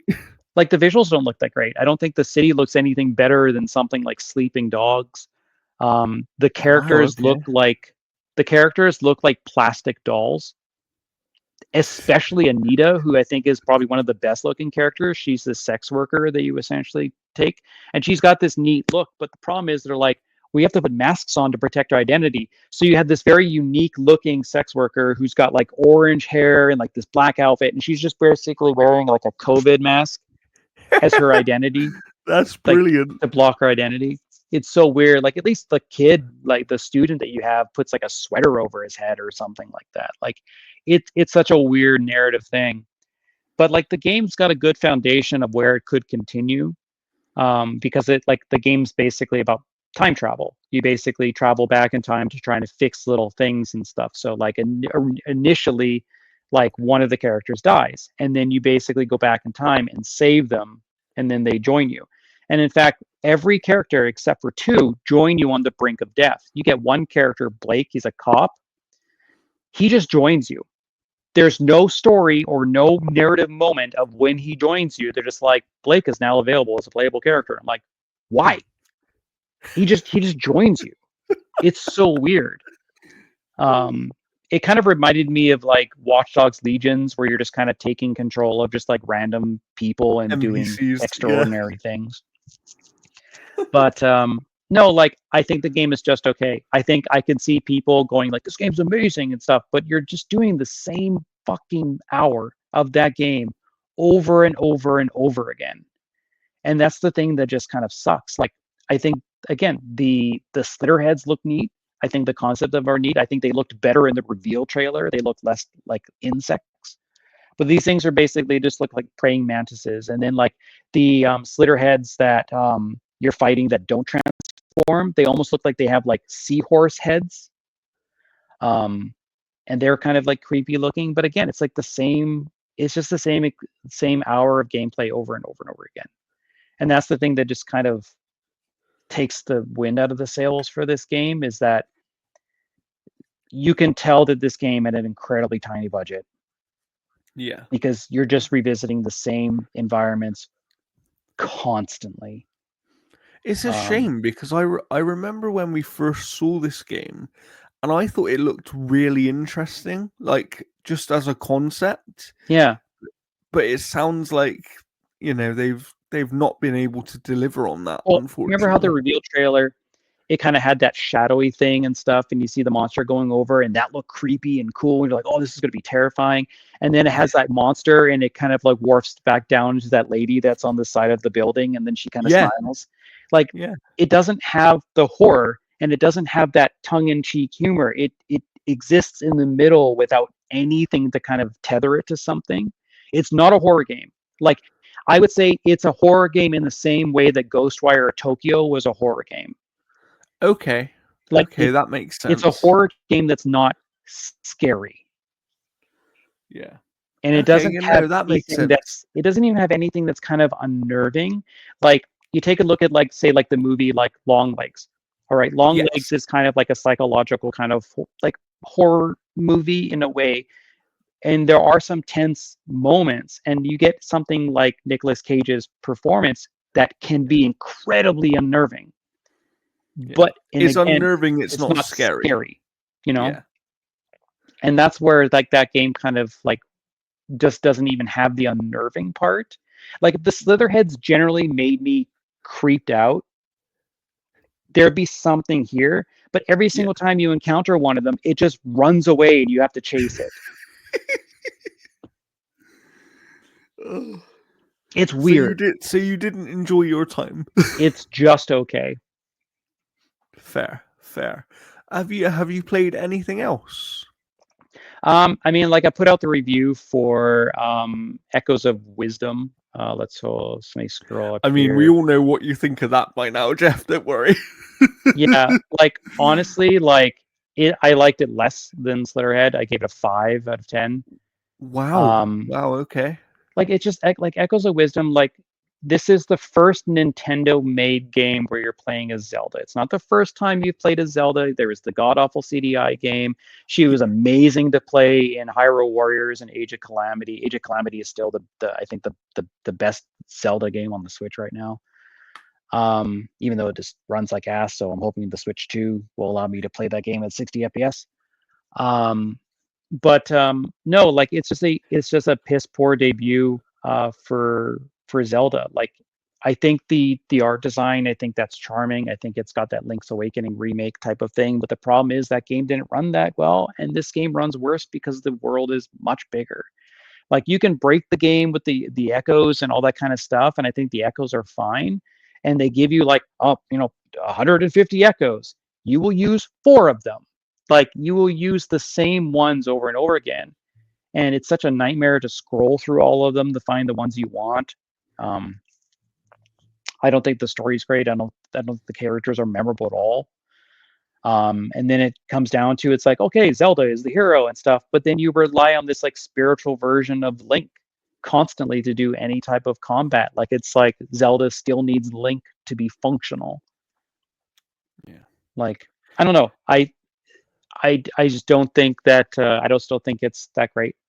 That's fair. That's fair. Certainly, Oh, and I'm that. I'm also playing Brothership, but I haven't made too much progress because I've been working on a whole bunch of other things and stuff. But Yes, yeah. it is still not bad. Fair enough.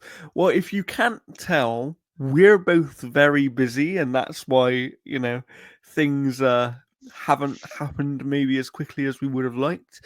As I said, I should have a flight sim review whenever I can actually play that game. I've got I've got a certain amount of time to do it because when you get these keys from certain places for games, they give you a deadline. Luckily, I have a bit of time to do it, so I can leave Flight Sim for a few days to concentrate on Stalker, and hopefully after that, Flight Sim will actually be working, um, and I'll be able to play it.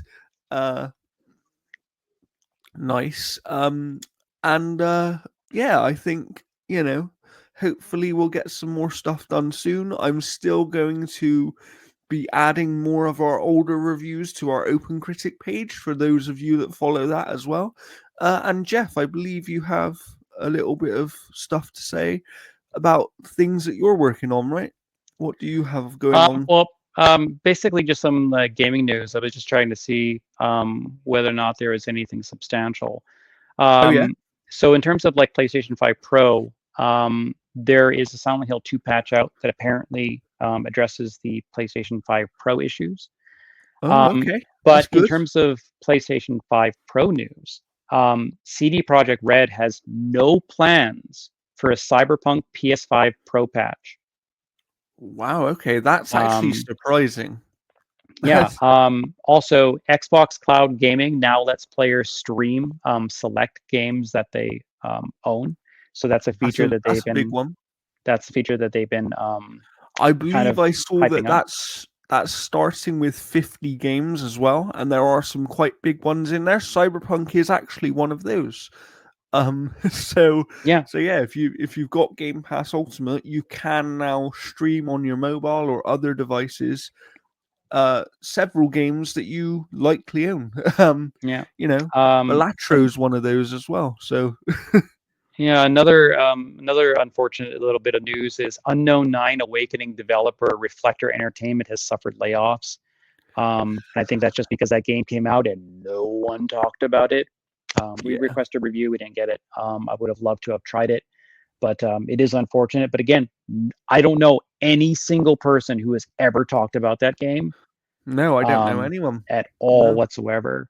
And again, we confirmed that Kadokawa has confirmed that Sony's sent a letter of intent to acquire it, which is the owner of FromSoft. yeah. And that Um, basically means that the process is happening. They still have to obviously get it all looked into by regulators and stuff.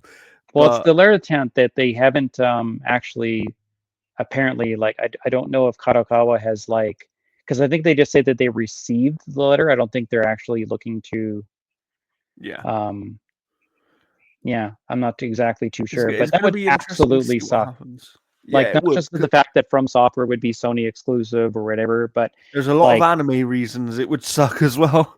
well, the thing about it too is like it could be a monopoly because they own Crunchyroll, they own Filmation, so like Yeah, there could be an issue there yeah, for that end absolutely. of it, which absolutely would suck.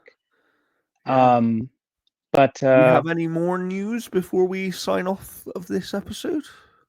just little things like Stellar Blade got its photo mode, but apparently there's a couple like positions that you can't move the camera, obviously. Oh, interesting. Okay. The Near Automata DLC has dropped for Stellar Blade. Apparently, you have to go around and find little cans to unlock the outfits and stuff like that. There's one outfit that is, wow.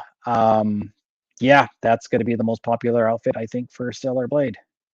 Um, and apparently, Control 2 will be an action RPG, apparently, according to Remedy. Yeah. However, So what an action RPG is has changed a lot. Because, for examples, because some people, when they heard this, were thinking, oh, it's going to be like Diablo. And it's like, no.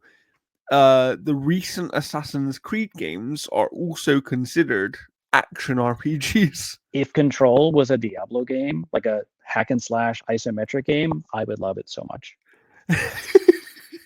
because it would have Can a you map that imagine? would probably work. That's true, and that's all you need, isn't it, Jeff? Just a map. I Just a just need map a that map works. that works. Like honestly, if like they're Mm, like Control 2, whatever, like that yeah, functional map, I I would do stand up have, and start fucking clapping. I'd be like, "Fuck yeah, I do have a bit of news that I wrote up on the site yesterday, Jeff. Don't I? There was a bit of video game news that for people like me might be quite yes." big. Um, so let me bring that up here as well. I haven't looked at your pending one. I will get to that. I have just We'll been get to that. busy. Yeah. I have been busy with dog. Um, yeah, so this one is actually pretty interesting, and that is that INN Games, or ININ Games, and EastNet are thrilled to announce that the publishing rights for the legendary iconic game Shenmue 3 are officially transferred to INN Games. This comes to us from Jordan Andow at Analog Stick Gaming. Following the previous collaboration on Air Twister, this will deepen the relationship with the legendary creator Yu Suzuki and his team. Known for their commitment to celebrating beloved titles and bringing them to new platforms, INN Games is excited to shepherd Shenmue 3 into the next phase. So, do you think that this results in an Xbox port and a PS5 Well, port? I'm going to say the reason I remembered about this news is because I'm reading on my phone right now. In Games have tweeted, "All right, let's make a proper announcement about this, shall we? We are thrilled to announce that we will once more be collaborating with EastNet in the future, as we have now officially acquired the publishing rights to Shenmue 3. We will have some news to share about this soon enough. So if you're interested, watch this space." I have a feeling that within like 6 months there's going to be an Xbox version of this game. Yeah, um, I mean, I, I don't think they can afford the VGA costs and stuff like that because they'd have to probably sell a company to get a 15-second spot.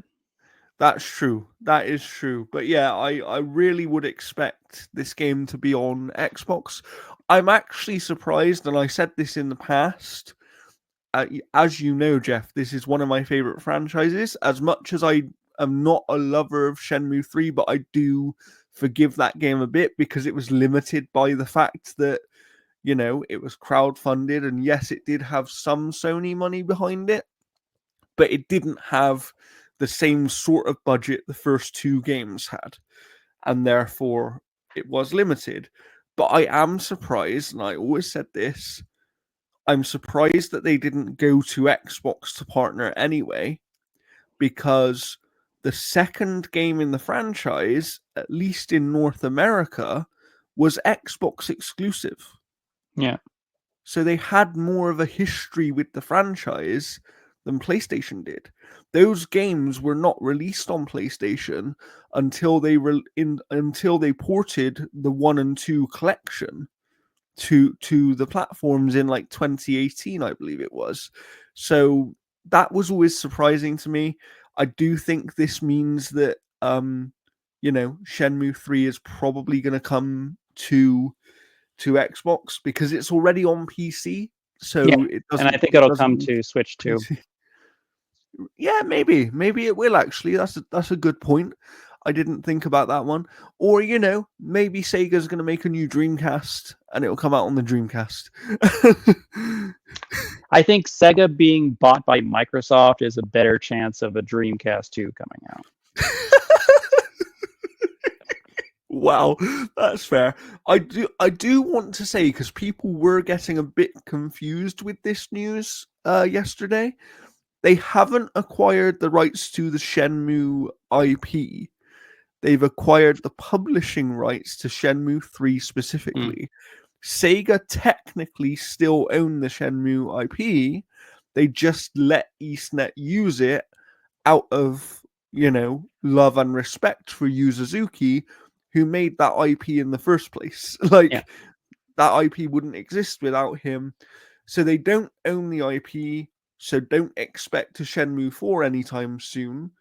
However, with Shenmue 3 very likely releasing in more places, that means the company is able to make more money back, which does higher the chances that they will be able to maybe look into doing a Shenmue 4 in the future, Doesn't he have should like money 8 allow. games planned or something like that? So originally it was meant to be 12 games. That was and it was written as 12 games or something like that. And then he adjusted it while they were developing the first two games. Uh and it basically consists of 12 parts, and the first two games, if I remember correctly off the top of my head, cover 6 of those parts. So then the feeling was, oh, there'll be 4 games. Because if you've covered the first 6 parts in the first 2 games, you would assume the next 6 parts of the story will be in the third and fourth game, right? However, because Shenmue 3 was more budget limited and things like that, I think there's probably story aspects that they didn't have time to do in that game. Yeah. And therefore, we'll see what happens. I would have loved to have seen the alternate kind of universe where Shenmue was successful enough to continue with Sega's support, Yeah. because we know that the Yakuza franchise was born from Shenmue, and it was designed to be a more action orientated Shenmue game. That is essentially what Yakuza was first envisioned See, I just as. remember most of Shenmue's gameplay being like, "Oh, I've got a phone."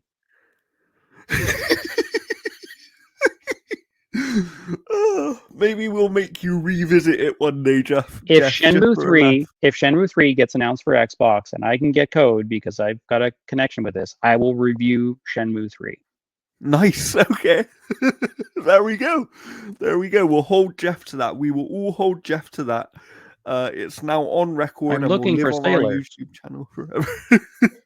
um, but yeah, for now, I think that's it. Unless we have any more sort of breaking news, Jeff, that we quickly want to check to see if there's Nothing any more. really. Like I've been taking a look at it, and there's basically a couple little things and stuff like that. Like we're going to be posting some news about Virtual Fighter. That's going to be coming out here. I know Dragon Oh, Quest 3 has become Japan's best-selling game of the year. So Dragon Quest 3, the HD 2D remake. So that looks here's an extremely charming. announcement for you. Obviously, lots of the platforms have their Black Friday sales up right now, and Alan Wake 2, specifically the digital deluxe edition with the two DLC expansions, is on sale for 50% off on PC, Xbox, and PlayStation until December the 2nd on consoles and December the 3rd on PC. Yeah. If you have not played Alan Wake 2, at 50% off, that game is a steal. I know that Jeff didn't like it the way that I did, but at 50% off, like, that See, isn't a full price I saw 70 anyway. a cheap price. It was like 1995, whatever your currency is, for that Unknown 9 Awakening. But Oh yeah, there's no discounts over here. So like I think if that game hits a sale for like 20 or 30 bucks or whatever like that, I'll pick it up because like nice. it looks great, but it just kind of sucks that it did not even Yeah. register. I said it before. It reminds me of that other game where the studio lost half of their staff afterwards. It was like the first person shooter, the Magic one. Yeah, Immortals of Avium. Yeah, it reminds me of that. It's a similar sort of situation Yeah. where people just didn't talk about the game for whatever reason. That's a real shame. If you have played Unknown 9, I'd love to know what you think of it. So please let us know in the comments. We do have now our Blue Sky links down below in the description as well. So make sure you're Oh, following us over there. just reading this article. Unknown 9 Awakening arrives to 200 Steam players.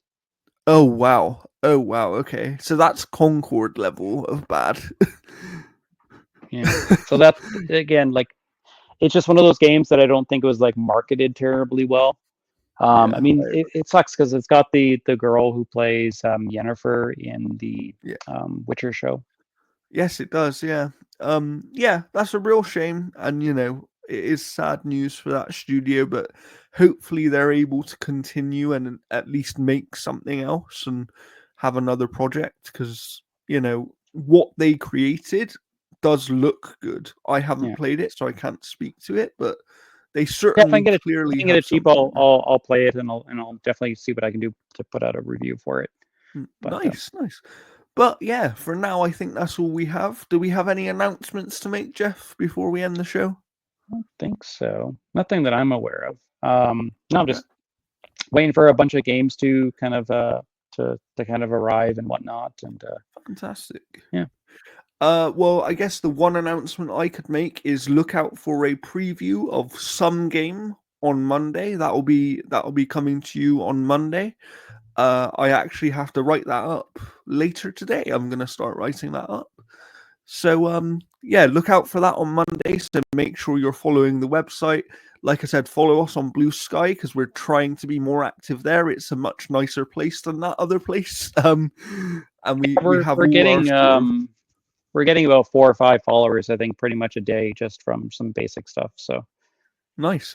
So and yeah, we'll be posting everything on the kind of main website page on there as well. So like even when the podcast goes up, we will post it on the Analog Stick Gaming profile. So as long as you're following us there, you should see all of our reviews and also all of the podcast episodes. So make sure you're doing that. And for now, is a goodbye from me. yeah.